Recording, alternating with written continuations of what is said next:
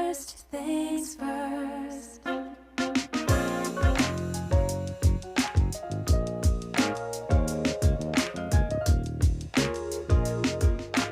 First things first is the DU General Money B. I'ma put you up on the schedule 6 to 9, 8 weekdays, not 2 and 7. Let's go. We got a lot to talk about, so much to pedal through. Unapologetically progressive. Tune to KBLA 1580 to get the mess. We're your ancestors' favorite radio station. First black on talk radio, left side of the nation. Me and Dominique DePrima go way back. Tag Smiley making sure the station stays black. Discussing all the issues in our community. We're hosted black and brown and others find unity. So let's talk about it. Maybe we can improve it. Digital underground, always down with the movement. So we tune in to First Things First with the Queen of Black Talk Radio, Dominique DePrima. Go sis. First things first.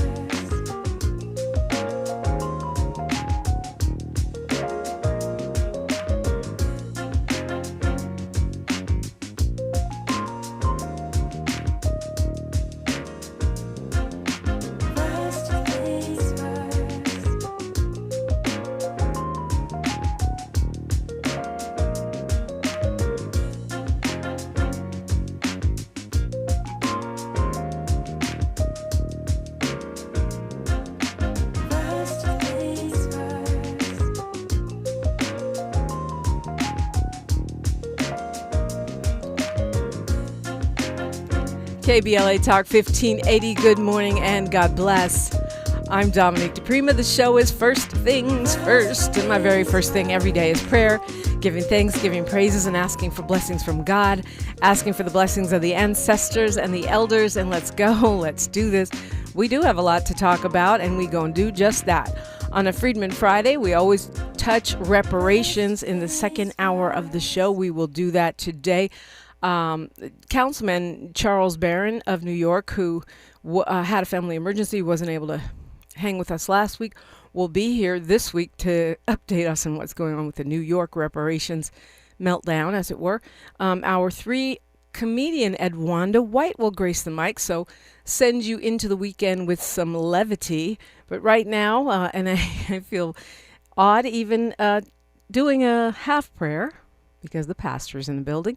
He is the senior pastor at McCarty Memorial. He is a well-known progressive activist, and anytime I'm able to press him into service on this show, I do so. Pastor Edward Anderson, good morning. Good morning. Good morning. Good to see you. Great to see you. Thank you for coming in. Thank you for having me this morning. It's been an interesting week. It has been, right? Yeah. How are you? I mean, how are you feeling post-election? You know, you really track things, and a lot of times you have information when you come on the show that I hadn't heard, or that oh, okay, I didn't know that part of it. How are you feeling? Well, first I was thinking as I was driving over here. First, I want to say I think I'm entering with gratitude first for everyone who ran for our candidates, anyone who... And there were a lot of them. There were a lot who had courage to get into the race. I know the anxiety is high as you refresh your computer screen or phone screen to see how the votes are going. So, we are grateful that you ran. I think the analysis of the election was that there were some flashes of progressivism, but the Democratic establishment kind of pushed back a little bit. Yeah. And how does that pushback look? I mean, one thing I saw yesterday that I hadn't noted, and I need to double check this, but it was from a pretty credible source, is that the amount of corporate money in opposition to a candidate, because we focus so much on how much was being spent in support. Yeah. In opposition, the greatest was against Steyer. Yes.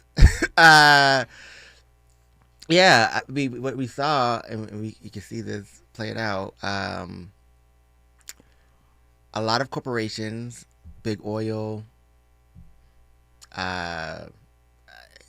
especially, put in a lot of money against Tom Steyer in this election.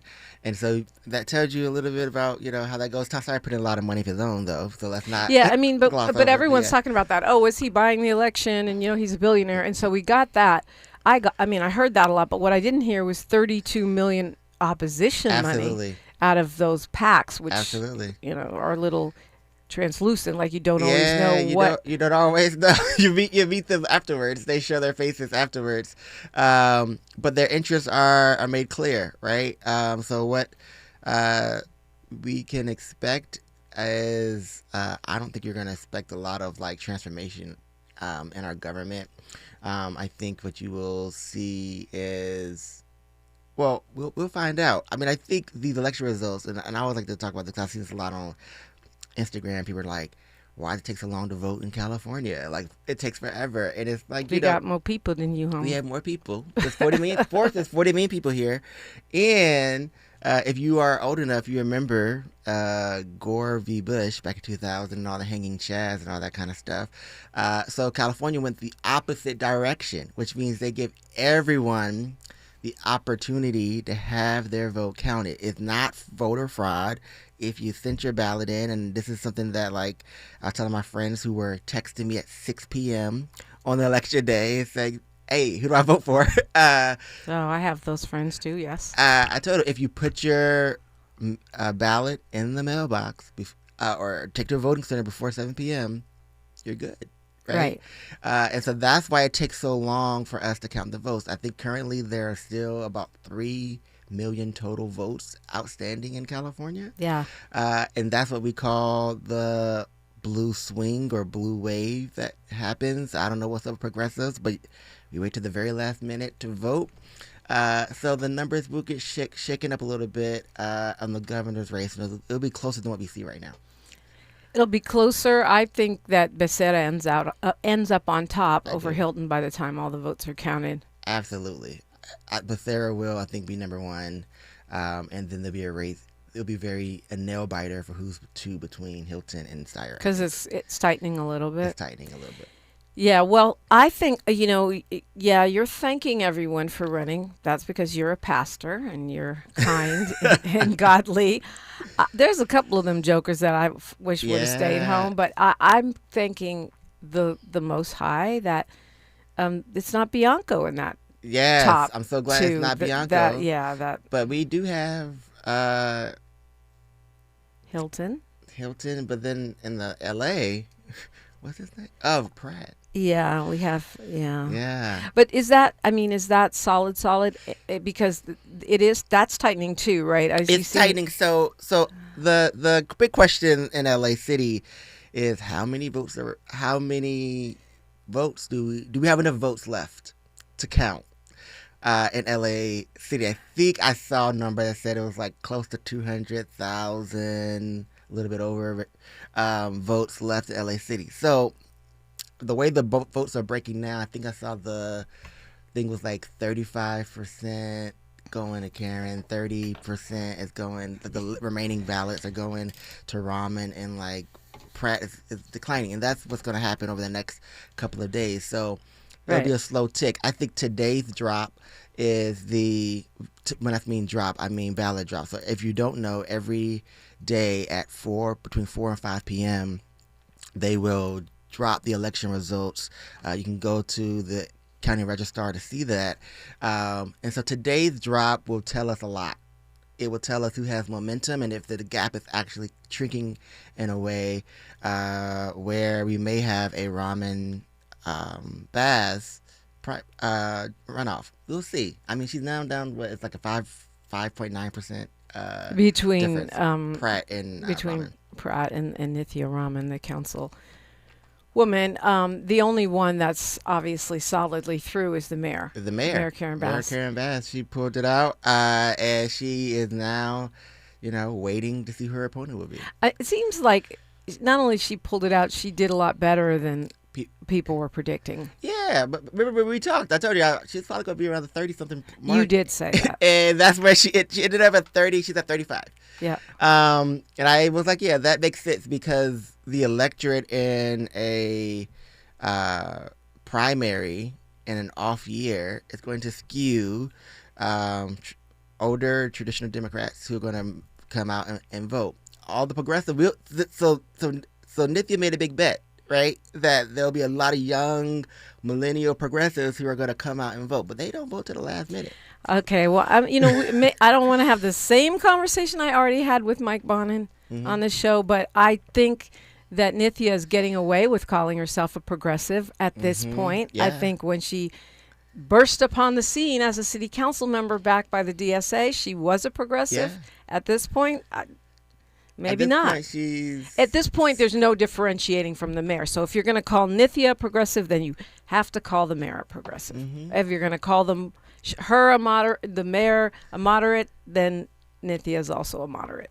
Okay, I'll take that. I would say that I can see that. It depends on the issues, though. I think It depends on the issues, and it depends on the reliability of what she tells you she's going to do. And Yes. seeing as she's not super reliable, at least in my opinion, particularly for black folks at this moment in time, are you really going to bet on that?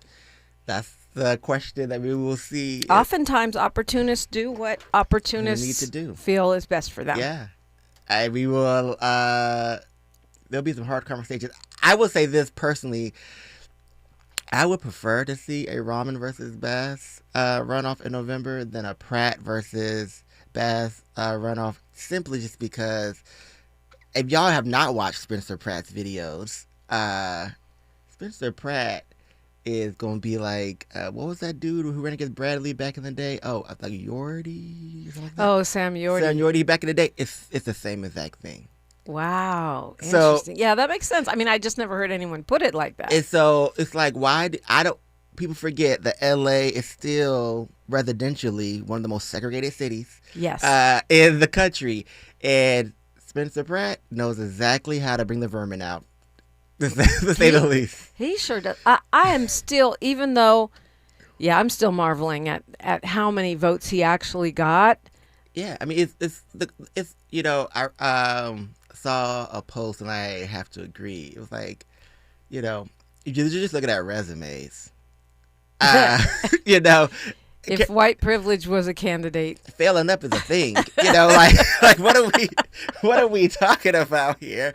Yeah. So I mean, we all have our issues, but LA, we know we gotta have some soul searching. Yeah, I mean, it is for me. It's like I forgot when I'm thinking back to the reparations task force for the city of LA. Yeah. The report showed that LA had something like 5 KKK branches in LA alone. Just LA 5 KKK. Like, why do we need 5 different branches?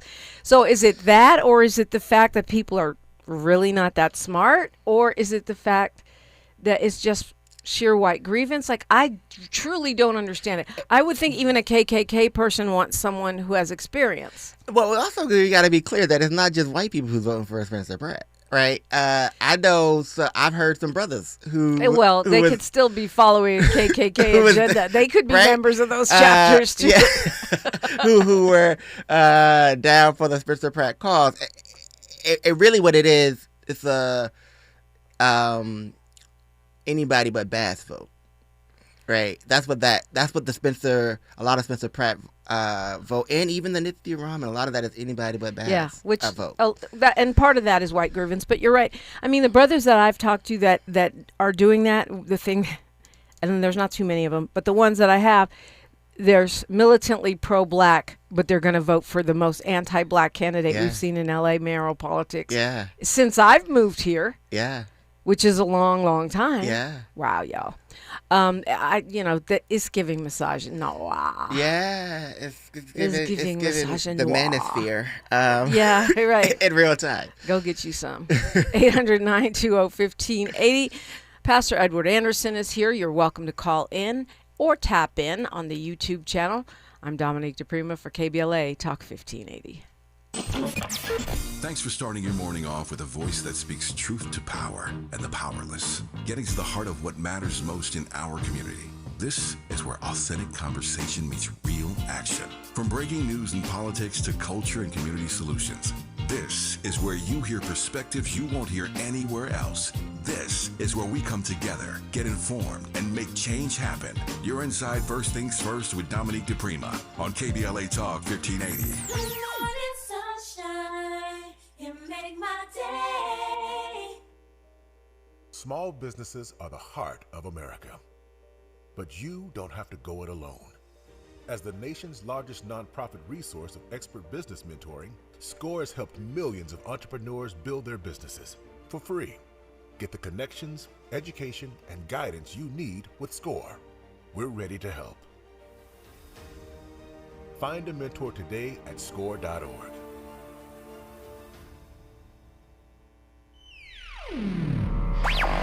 All I need is one mic. With a KBLA Talk 1580 editorial, I'm Tavis Smiley.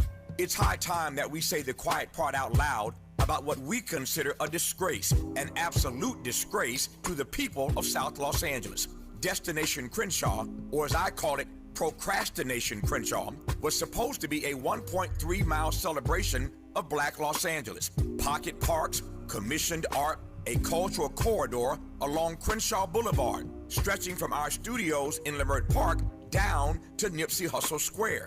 It was set to complete in 2022. That's right, 2022. We are now in 2026, and the Crenshaw community is still waiting. A grand opening was announced for February 2024. That date passed with not a single artwork installed. Then we were promised that construction would be completed by the end of 2024. That date came and went. Our understanding is that as of last fall, the 8th Council District Office was still scrambling to raise additional monies just to restart the project, which has been paused again and again.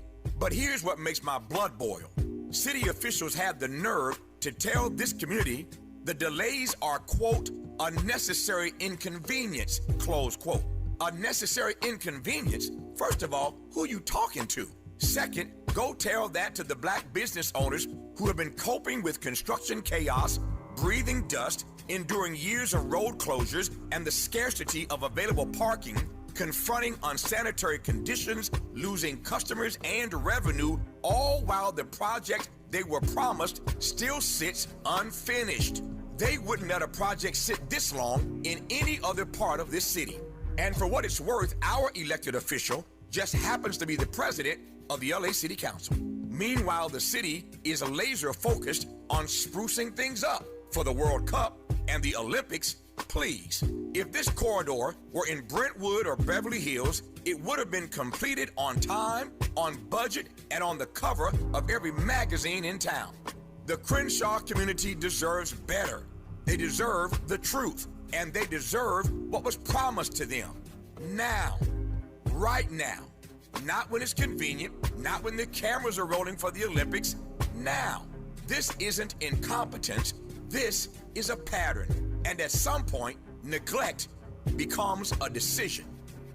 With a KBLA Talk 1580 editorial, I'm Tavis Smiley. As always, we welcome your feedback.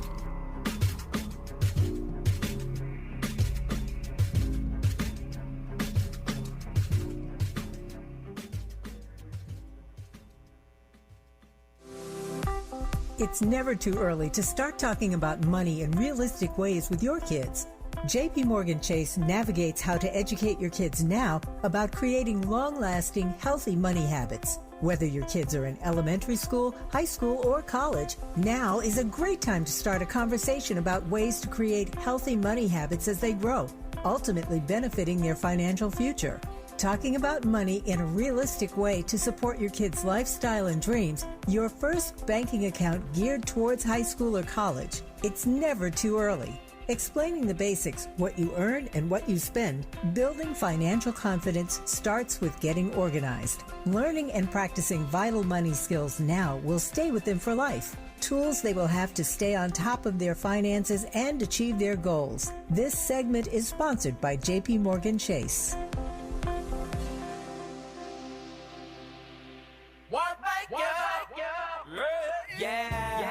The California Crusader newspaper would like to thank all of our subscribers for their support throughout the years, proudly serving the South Los Angeles and South Bay areas for more than 40 years. The California Crusader is a multicultural, black-owned, adjudicated newspaper that focuses on providing newsworthy information to the people in our community.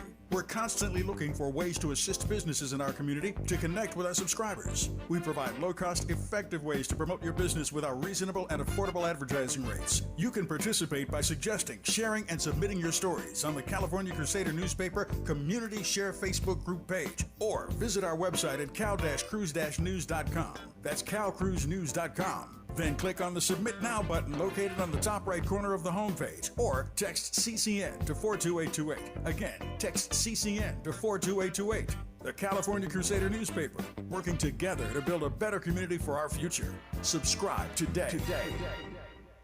Your ancestors' favorite radio station, and your favorite morning show host. Let's get back to Dominique DePrima right now. Right now, we're back to Dominique DePrimo. We're back to Pastor Edward Anderson. At this point, the election's over, right?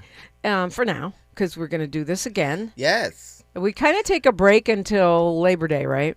Until Labor Day, and there are quite a bit of runoffs. I mean, can we talk about some of the down ballot Yes, races? please. Okay, so can we talk about how Marissa Roy, who was running for city attorney, Right. and John McKinney, how they got rid of the incumbent? That's not happening. That happens often. And so Marissa Roy and John McKinney, Marissa Roy being the progressive, and it's moved on to the general election. So shout out to everybody who voted for Marissa Roy and for change in the city attorney's office. And then can we also talk about how in the controller race, everyone was all up in arms about the controller's race, and Sokolov's mom spent $7 million against Kenneth Mejia just to lose in the primary. Amazing, because $7.5 million in controller is unheard of. And Yes. you're talking about an office most people don't even pay attention to. They don't even know what it does for Right. real. But I think that's a testament to Kenneth Mejia, his work around transparency and always dropping these budget updates and letting us know how much are we losing in liability, how much is it costing us when LAPD bangs us up against the head when we protest. I think people showed up for Kenneth Mejia, so I'm excited about that race. And then we had talked about this earlier, the insurance commissioner race for the state of California. My girl Jane Kim, who is a progressive, yeah. and Working Families Party, was endorsed by Bernie. She's leading, which is a lot. I mean, we should think about that, right? Like Jane Kim, a progressive, is leading the insurance race against Ben Allen. She beat out a Republican and our good friend Steve Bradford. Yeah, and so reparationist Steve. Yeah, Bradford. so I think we should take notice. It looked that that's why I said there's some flash of progressivism across the ballot that is happening, and then either further down the ballot, I thought Mike Gibson was going to win straight out. Outright, yeah, but he's facing a runoff. He's against Sam. Yeah, which is another progressive. Yeah, and so that worked out. And then in CD9, if you're in the city of Los Angeles, South Central, if you live in Exposition, parts of Exposition Park, USC, you have a runoff between Jose Ugarte and Estuardo. And so they are going to the runoff. Estuardo comes out of Housing and ACE. He's also a DSA member. And Democratic Socialists of America. And he's running against Jose Ugarte, who is a part of current Councilman Current Price's office right now. And so they have a runoff there. And so we've seen some things that we typically don't see. And the turnout, though, in some of the districts are very low. Really low. Really low. Which means, that's normal for an off-brand election, right? Yeah. Meaning we don't have a president and it's a primary. Yeah, but I thought we would have a higher turnout because the governor's race picked up some steam at the end. Yeah. Maybe that will shake out. I mean, just think about it. There's, 4.5 or something like that million people in Los Angeles city? The city, not the county. And I think the last number I saw is like under 1 million people voted. Yeah. So we got some work to do there as well as we are moving forward. And greater turnout does help progressives typically. Absolutely. It helps progressives, and it also helps ballot measures. So one of the ballot measures that we were talking about last time, Measure ER, is currently down. Losing. That's losing. so terrible. It's terrible. But I've, insider sources say they believe there's still a path with the amount of votes that are left outstanding in LA County. So we'll see. Well, let us pray, because a lot of people will lose their health care if that doesn't happen. Lose the health care in a lot of crisis. So think of Kedron, think of St. John, think of MLK Hospital, which we fought so hard to reopen and make I think one of the best trauma centers that we have in LA County. All of those are affected, and so we will see how these ballots swing in the next couple of days. We're talking all things LA County, all things Golden State. It is your option to call in if you want to at 800-920-1580, or just take notes. Pray along with Pastor Edward Anderson. Pray for LA. I'm Dominique DePrima for KBLA Talk 1580. More of First Things First with Dominique DePrima when we come forward. I'm Bree Wood with BIN News Now. In Broward County, officials say raising homestead exemptions could reduce tax revenue by about 11% in 2027, potentially leading to cuts to services like first responders. State CFO Blaise Ngaglia is pushing back. The very first thing that every single government should be funding is their first responders. He says some local governments like Miami-Dade have overspent recent gains. A man is due in a California courtroom accused of killing his father, Black Grammy-nominated opera singer Jubilant Sykes. Prosecutors say 32-year-old Micah Sykes stabbed him to death in their Santa Monica home and claim the suspect may not have been properly medicated at the time. And the Obama Presidential Center is set to open on June 19th on Chicago's South Side, with officials expecting up to 1 million visitors each year. The Obama Foundation is a nonprofit collaborator of the Black Information Network. Get BIN News Now on demand 24/7 on the iHeartRadio app. Every breakthrough starts with someone willing to take part. Summit Clinical Research is seeking volunteers with fatty liver disease for studies focused on MASH. Participants may receive study treatment, care, and compensation at no cost. Check eligibility at NASHlivertrials.com. This is the KBLA Sports Minute with Ray Richardson. Game 2 of the NBA Finals is tonight in San Antonio. Call it the adjustment game. Coaching staffs with the New York Knicks and San Antonio Spurs have had almost 48 hours to make changes after the Knicks took Game 1. At the top of the list for Spurs coach Mitch Johnson is making the 7'4" Victor Wembanyama more effective in the offense. Don't be surprised if you see Wembanyama inside the lane more. He missed 15 shots in Game 1. Most of them were outside jumpers, including 7 misses on 3-pointers. That is way too much size and talent to be wasting on the perimeter. Johnson also needs to come up with a plan to put more pressure on the Knicks offense. In Game 1, the Knicks had only 1 turnover in the second half. The Spurs better get this one tonight. They don't want to be down 0-2 when the finals moves to a very festive New York City for Games 3 and 4. 5:30 tip-off tonight on ABC. No debates, no speculation, just the info you need. That's your KBLA Sports Minute. I'm Ray Richardson on KBLA Talk 1580.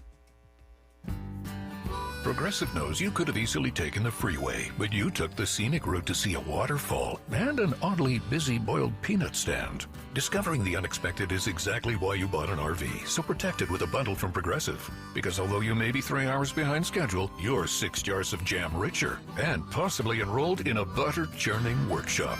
Switch to Progressive and protect your RV, boat, or motorcycle by bundling with your home and auto insurance. Progressive Casualty Insurance Company, affiliates, and third-party insurers. Not available in all states or situations. For communities impacted by the war on drugs, cannabis legalization was supposed to create opportunity. But too often, people entered the industry without the information they needed to succeed. This Thursday, LA County Office of Cannabis Management and Life Development University are bringing together professionals from the cannabis industry for a free educational workshop focused on retail, delivery, and testing. You'll hear from people doing the work every day, not consultants, not influencers, but professionals who understand the opportunities and challenges firsthand. If you've ever been curious about cannabis careers, business opportunities, or how the legal market actually works, this is your chance to ask questions and get real answers.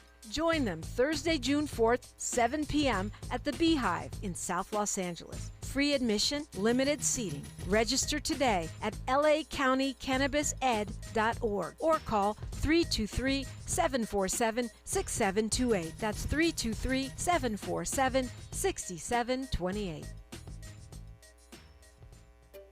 Finding great candidates to hire can be like, well, trying to find a needle in a haystack. Sure, you can post your job to some job board, but then all you can do is hope the right person comes along. Which is why you should try ZipRecruiter for free at ziprecruiter.com/free. ZipRecruiter doesn't depend on candidates finding you. It finds them for you. Its powerful technology identifies people with the right experience and actively invites them to apply to your job. You get qualified candidates fast. So while other companies might deliver a lot of hay, ZipRecruiter finds you what you're looking for. The needle in the haystack. See why 4 out of 5 employers who post a job on ZipRecruiter get a quality candidate within the first day. ZipRecruiter, the smartest way to hire. And right now, you can try ZipRecruiter for free. That's right, free at ziprecruiter.com/free. That's ziprecruiter.com/free. ziprecruiter.com/free. ZipRecruiter. Thanks for waking up with Dominique DePrima on KBLA Talk 1580. Oh boy, oh boy, oh boy. Yeah, we didn't talk about Lieutenant Governor. What does a Lieutenant Governor even do, though, actually? I mean, really, I do, assessor, okay, I figured it out, but what is the... Yeah, what is a lieutenant? Is it a ceremonial post? I know when the governor's out of town, they become the governor. I mean, it's kind of like a vice president. They hopefully they have enough gravitas that they could help whip some votes around the Assembly and the Senate, and then do a special project of sorts. As well, right now the lieutenant governor's race is between Gloria Romero, a Republican, yep, and Fiona Ma, and then Josh Friday, who is part of Gavin Newsom's crew. Which was so weird that Newsom ran someone for lieutenant governor when they already had a member of their administration running, which is Michael Tubbs. Yeah. A black progressive. Black progressive who's against poverty. So, yeah, Tubbs is behind. So, as these votes count, I imagine Fiona Ma will probably move to the top spot in that race as well. She's got a controversy, too. We talked about this, her, but we talked about Jimmy Gomez. So if she wins and then the controversy explodes to the point where she has to step down, then it's a special election, I suppose. Special election. We don't want that for a lieutenant governor. Do we really want that? What a waste of money. Wow. Okay. Secretary of State, Secretary Dr. Shirley Weber, won by a lot. Listen, Shirley Weber has been a gift to this state in so many levels. If you're talking about making sure we have ethnic studies in our schools, to making sure that reparations actually has its day, and that actually has a hearing, to protecting our rights to vote and getting that Secretary of State office together from San Diego to LA. She would tell everyone that she grew up in the projects of LA, and all the way to Sacramento. Dr. Shirley Weber, I want to say doctor because she earned, we got some people who run it who ain't got no credentials. So Dr. Shirley Weber. She's an actual PhD. She's an actual PhD. Yeah. We thank you for what you're doing, and we're glad you won.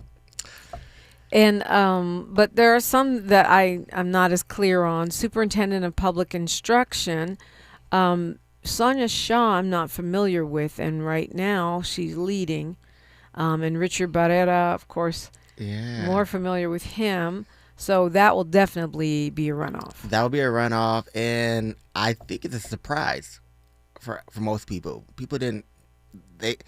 Polls were not saying that Sonia Romero, which I don't think anybody really, is she Republican?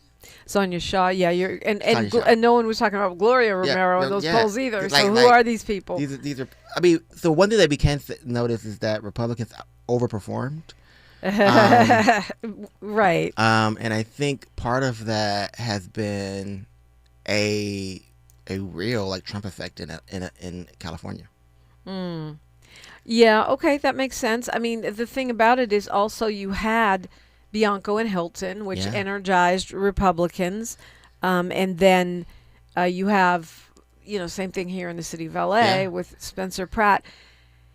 And I know the polling shows that he would be beaten by either Nithya Raman or Karen Bass, but I don't think it's a done deal because it's not even like Rick Caruso, who is one billionaire. Yeah. He's got a whole cabal of billionaires. He got dark money.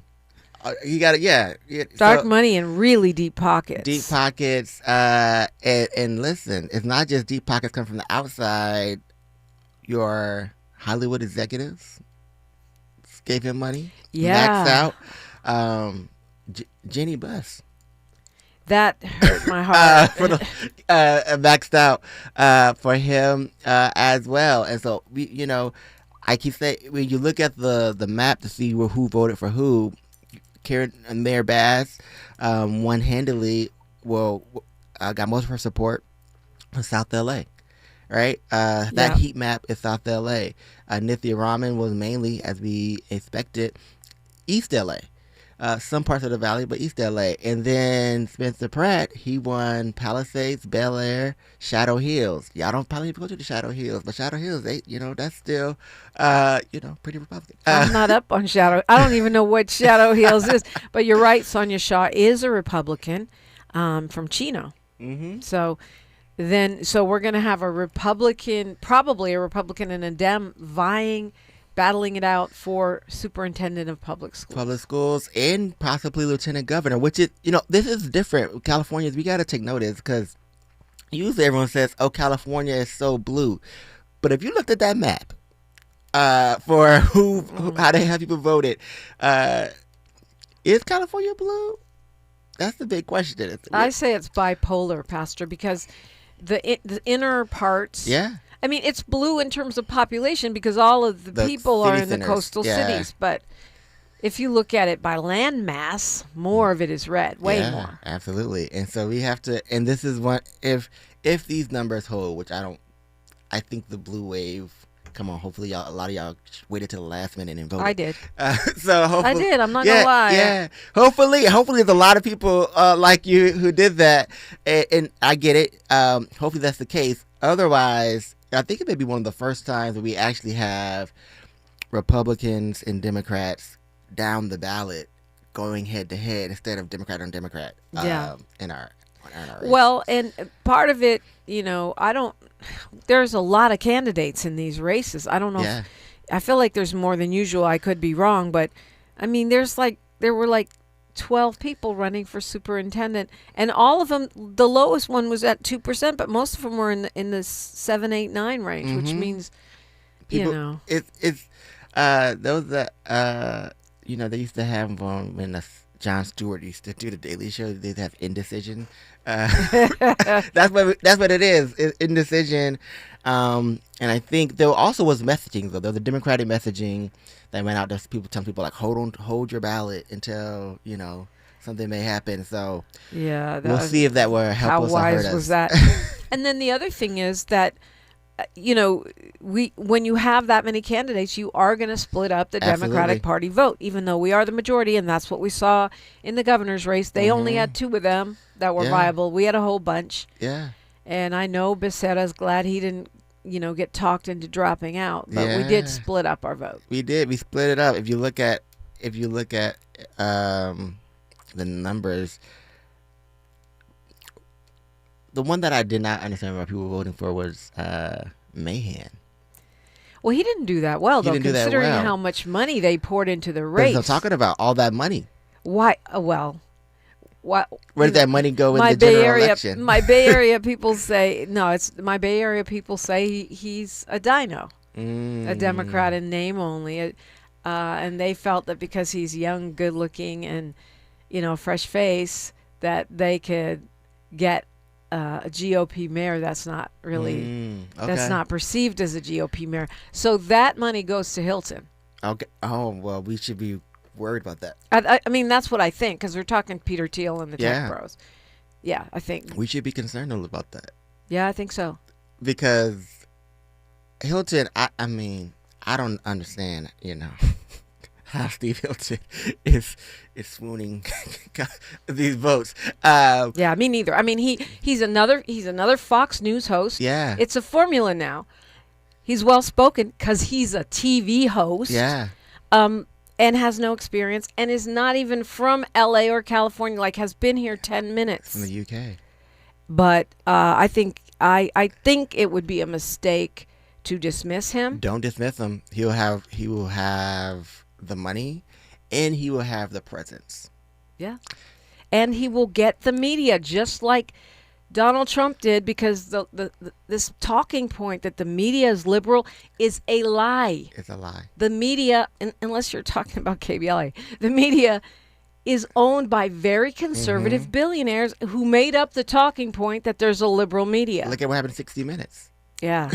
Right? It's dead. It's a zombie now. Yeah. So, I mean, we have to be conscious. I mean, Steve Hilton didn't even wait 24 hours, was already doing interviews, starting to lay the groundwork for what he thinks he's going to have in the general. Now, listen, I'm hoping these numbers shift, but if they don't, but Sarah, we gotta get you media ready, because the debates are not going to be interesting, for us to say the least. Well, yeah, I mean, he can definitely get thrashed in a debate by a professional broadcaster. But I think the Democratic vote will coalesce. They have to coalesce. Well, and what some strategists that I was talking to, including our own Adrian Shropshire, who's quite brilliant, saying that even in California there's a ceiling on the Republican Absolutely. vote. I know that's true, but I think a slick-talking, silver-tongued British accent having guy with incredibly deep pockets can still be a threat. We can end up... He ain't Schwarzenegger, I get it, but he can be a threat. There's a lot of independence in this state, and... are they really independent? Are they... supposedly. I'm just telling you what the data says. So, yeah, right. You call people what they want to be called. Yeah, I call them embarrassed to say I'm a Republican voters, but okay. All right, that's the T. Do they swing? It's supposed to be a swing vote, but if you always swing red, is that really a swing? No, that's not a swing. That's a slide. Yeah. I mean, I think that's also what we're seeing. LA, we'll see. But for real, y'all, if it is a Pratt versus Bass, I think people of color should brace themselves to hear some wild things. Yeah, even coming from, as you pointed out, other black people. Yeah, I mean, y'all, do yourself a favor and prepare yourself now. Like, the videos Mr. Pratt was releasing was literally calling a black woman mayor trash. Yep, that's his nickname for her. Basura. Which means basura means garbage. Garbage. Yeah. He was literally having videos like, this is some Gotham City throwing tomatoes at your face kind of situation. Like we have it. All the people who claim to be in a post-racial society, you're in for a rude awakening. And I was talking to one pollster who said that there was indication that there is a gender split in the Latino vote. Yeah, I can see that. So where the Latinas are standing with Bass, the men... It's the manosphere. I mean, el manosphere es un problema. It's a real thing. I mean, I think people have to realize that we are in a different digital age. And so all of these podcasts and the Joe Rogan types and all of those, they actually have weight. Power. And this is how much I know how they have weight. I was at UCLA last week. I was just charging my car at UCLA last week, and I said, I'm going to take a walk on this campus. And in the middle of campus, there was an uncensored America, most racist things I've ever heard in my life. It was Charlie Kirk, basically, on campus, and there were college students gathering, and I went and got some food and came back, and the crowd got bigger. And I said, if we underestimate the power of digital media, not just give me an ad on Instagram, but podcasts and TikTok and folks saying it's free speech, I can say whatever I want to say. Like, that's a real element that we have not really had to see in LA because we've always said Democrat on Democrat. But if it's Democrat versus Republican, Lord, I don't want to sit through 5 months of this, but Yeah, that's a fair point. All the AI slop, and it is terribly racist. USA Today had an article yesterday where they talked about this group called the Patriot Front, which is a white supremacist group, and they call it the fastest growing white supremacist group in America. They've got a lot of members, and they have very strict rules. Those are the guys that have the white, they have a dress code. Those white face covers with the khaki pants. Oh. And apparently they're recruiting exactly what you're saying on college campuses. Yeah, we got to you actually need to stay woke, right? Yeah. In this moment. And I think black folks and black women, if this is a Pratt versus Bass thing, prepare yourselves mentally and spiritually. Ground yourself. Get rooted for all the crazy things you're going to be hearing. Go to church. Yes, come to church. Get your prayer on. Indeed. We need to do that anyway. Pastor Edward Anderson is here. I'm Dominique DePrima for KBLA Talk 1580. You can't fix what you won't face. And we face it every day. This is KBLA Talk 1580.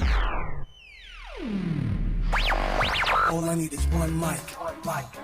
With the KBLA Talk 1580 editorial, I'm James Farr. $2.5 billion. Governor Gavin Newsom said it was there for fire survivors in Altadena and the Palisades. No strings attached. That was the promise. But the burning question is, where's it at? 18 months later, an NBC4 investigation came back with the numbers. The numbers don't answer the question, they deepen it. Where's it at? About $605 million has been spent, roughly 75% still not released. Where's it at?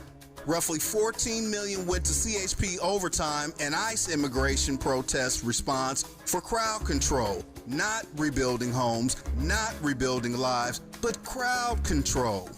Where's it at? Another $13 million went to the state health department for video campaigns while fire survivors waited. While families in Altadena are still trying to put their lives back together, still trying to get housed, this is the hope gap and it's real.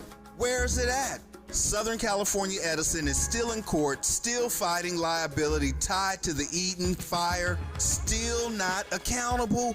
Where's it at? 18 months later, Governor Newsom, where's it at? Because the truth is free, but the lie can be very expensive. And right now, fire survivors want to know what happened to no strings attached. And I've been saying on this mic for the past 18 months, somebody or somebodies didn't do their job. Now it's documented. Governor Newsom, listen closely. You didn't do your job. You didn't keep your promise. You held up the bill. Now stop holding up the money. You said no strings attached. Instead, you played on the people's heartstrings. Where's it at? See, Governor Newsom, even at the French Laundry, if it don't come out in the wash, it's sure enough gonna come out in the rinse, and the rinse cycle is here. With the KBLA Talk 1580 editorial, I'm James Farr, and as always, we welcome your feedback.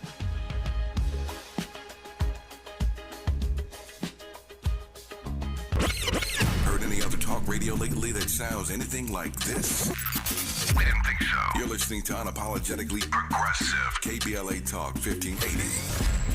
You are. Pastor Edward Anderson is here. He's the senior pastor at McCarty Memorial Church. Remind us when we can see you preaching. Yes. To McCarty, 1045, 4101 West Adams Boulevard. I always like to remind people it's at Adams and Crenshaw, or if you are an Angelino and you frequent those parts, it's not that far from Johnny's.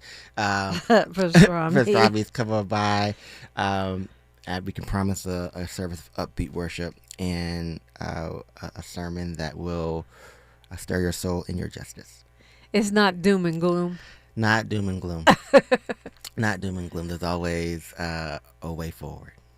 You know, I'm glad the election is over in the sense that I'm tired of hearing everyone talk about how LA is so terrible and it's a hellscape. I actually love it here. Yeah, it's actually really nice. If it's so bad, you can move. But I mean, right. we have to work for the city that you want to live in. And yeah, we're not the best version of ourselves all the time. But yeah, the ads, oh my goodness. I'm like, maybe I should move from this city. If it's this bad, maybe we don't need to be here. But we do have an affordability crisis, and I look forward to whoever the next mayor is. I mean, yeah, there is that, and that's a rising problem across the country, and every big city has problems. It's just that if I wasn't here, did you see where they're making fake homeless people videos? There's a group of influencers that were actually paying actors to go and act like they were homeless and taking videos of them like in super fancy neighborhoods. This is LA. Wow. And so if you're not from here, you might think that it's really dangerous. And in fact, it's safer than a lot of the cities where they're probably from that are filming those videos. Yeah, that's wild. But you know, I think LA has its issues. Right. But every city does. I think this election is a referendum on how do we fix those issues moving forward. So housing has to be on the map. Homelessness has to continue we have to figure that problem out in our city. And I really think we have to figure out what are we going to do about our small businesses, because I think they're suffering a little bit. But yeah, I think the small businesses are suffering a lot. I mean, between the affordability crisis and, you know, just the conditions in America right now, where consumers are holding their dollars. Yeah, and it's gonna take a real coalition. And I was doing canvassing for some candidates, and walking through the West Side and places like that, and I was thinking, LA really is it's like a quilt, right? It has so many different tapestries, very different neighborhoods and parts of the city, and the mayor is really just the thread. So we need a good mayor who can thread all of us together in this moment. We need some unity in this campaign going forward. Yeah, I think that's right. I always called it a city of exits because I think we tend to stay in our exit, our freeway exit, which is another way of saying it's very segregated. Yeah. You already said that. What is the work of progressives right now, though? I think the work between of now and November is progressives got to do some soul searching, right? Because I think we do a lot of I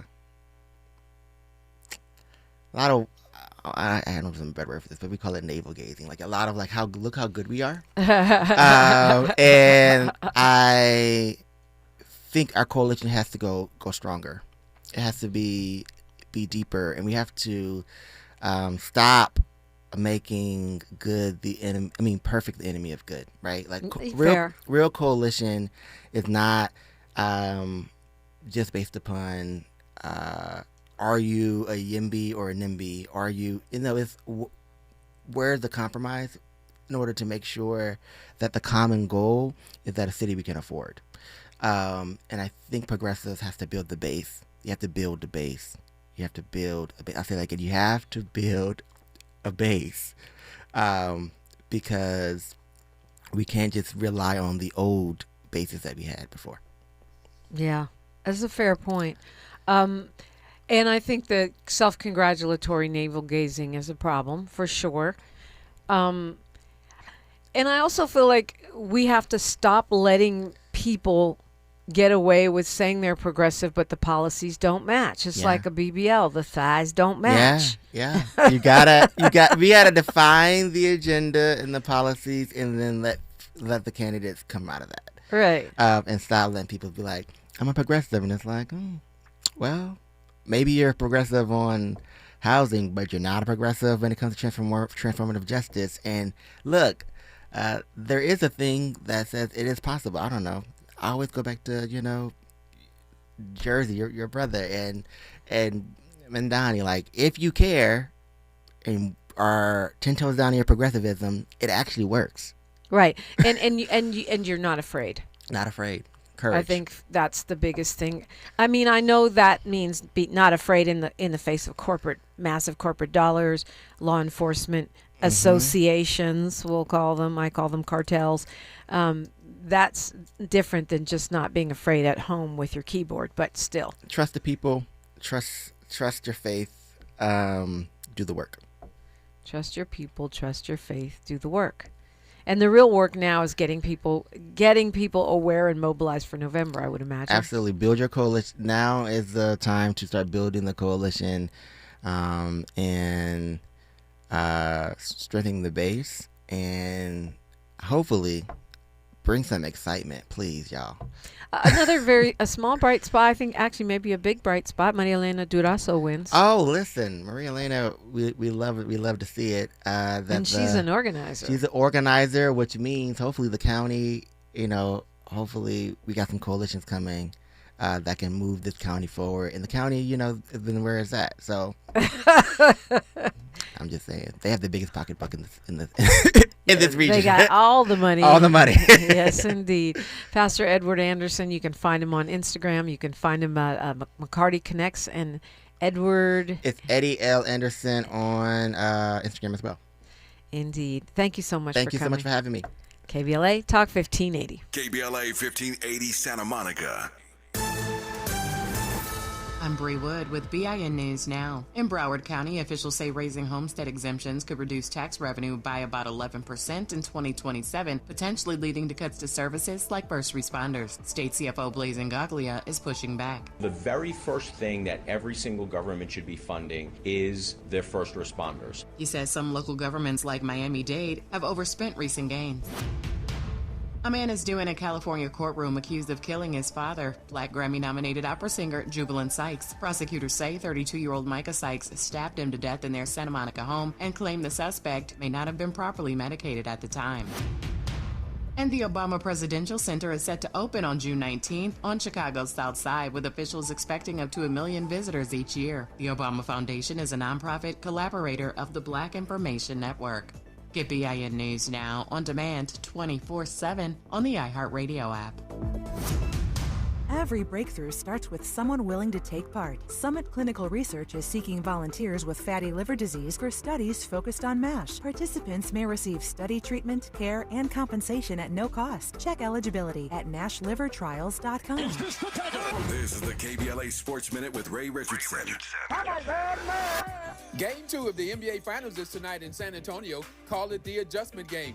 Coaching staffs with the New York Knicks and San Antonio Spurs have had almost 48 hours to make changes after the Knicks took Game 1. At the top of the list for Spurs coach Mitch Johnson is making the 7'4" Victor Wembanyama more effective in the offense. Don't be surprised if you see Wembanyama inside the lane more. He missed 15 shots in Game 1.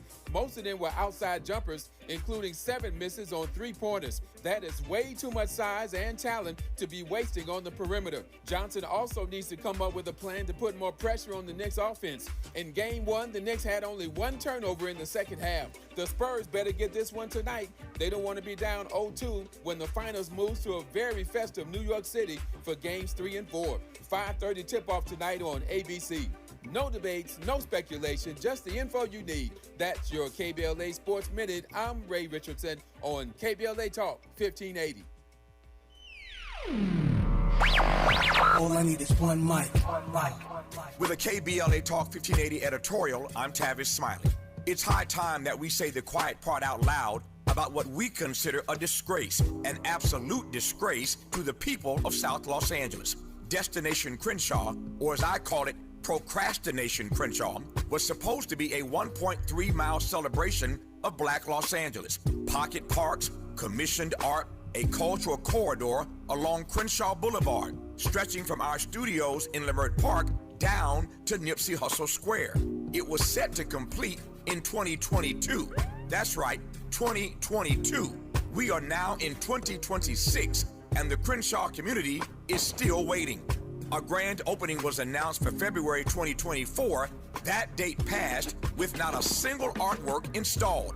Then we were promised that construction would be completed by the end of 2020.